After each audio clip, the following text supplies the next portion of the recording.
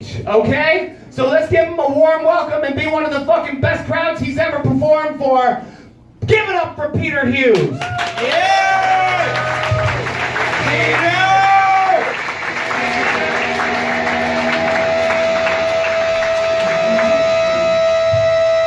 Hi everyone. Is it on? Yeah. Yeah, I'm going back to England soon. Boo. Yeah.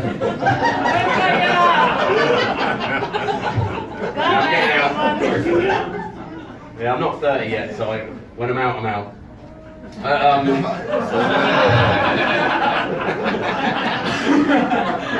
It's a great opener. And I'm going back to England soon, so I'm not going to get laid for a while.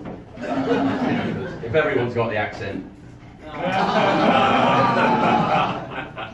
But I've been dating around a bit here, and it's occurred to me that getting into a new relationship when you're not over the previous one it's a lot like getting drunk on a Saturday when you're still hungover from the Friday. And I keep doing it. I was in this sort of what do you call it, medium-term relationship here. About 3 months in, was getting drunk with her in this very bar, in fact, and she got really drunk, so I decided to take her home. And previously, I didn't even think.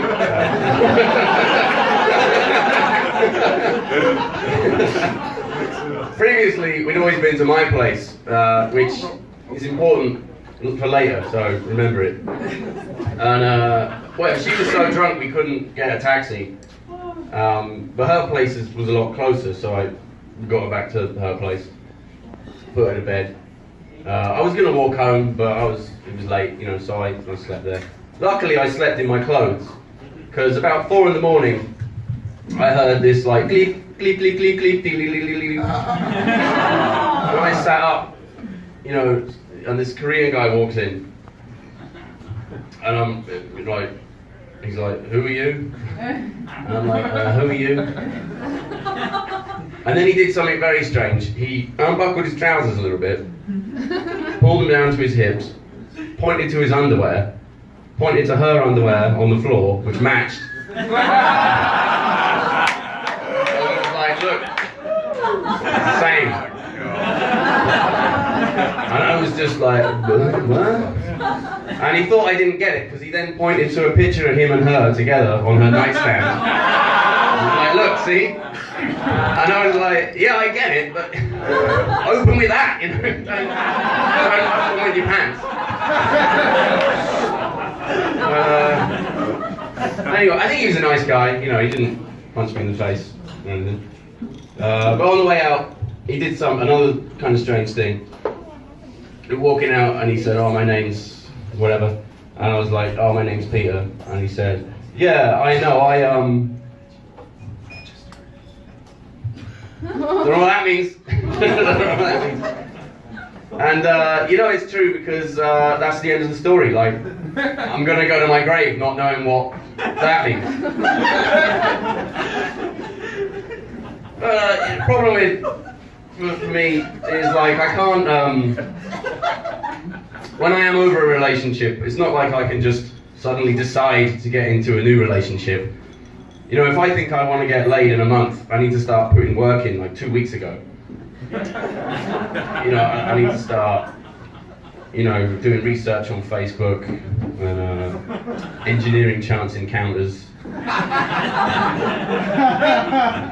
paying off witnesses. It's a whole thing. But out here, with the blue eyes and the accent, I do get more opportunities than I really ought to.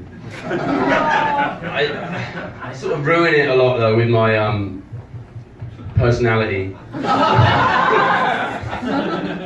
that cuts through culture.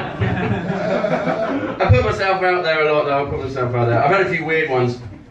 There was this one girl who was like really into my accent, and the date descended into her getting her phone out and pulling up Sherlock quotes and making me say them. And I'd be like, oh, what's it, you fool? She'd grind her teeth. She wanted me to say, manners make us the man while I was having sex. Which was ironic. Also, got propositioned by some swingers. I say swingers, this guy just wanted me to bang his wife. And she was alright, you know, I would, you know. But they wanted to video it, which to me is a deal breaker. You know, I don't want anyone stealing my techniques. And everyone will know how to finish in 3 minutes and leave before anyone cries. What happens quite a lot though is I'll arrange a date or something, and then at the last minute they'll cancel. You know, normally with some ridiculous lie, like oh, I forgot it's my dad's birthday, or oh sorry, I accidentally already ate dinner. That was a good one.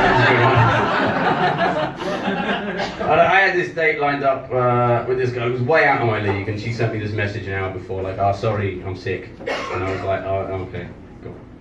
Message received, alright. On my way to work the next day, I saw her coming out of the hospital, and I was like, oh, thank God, you're actually really sick. I remember she's a nurse.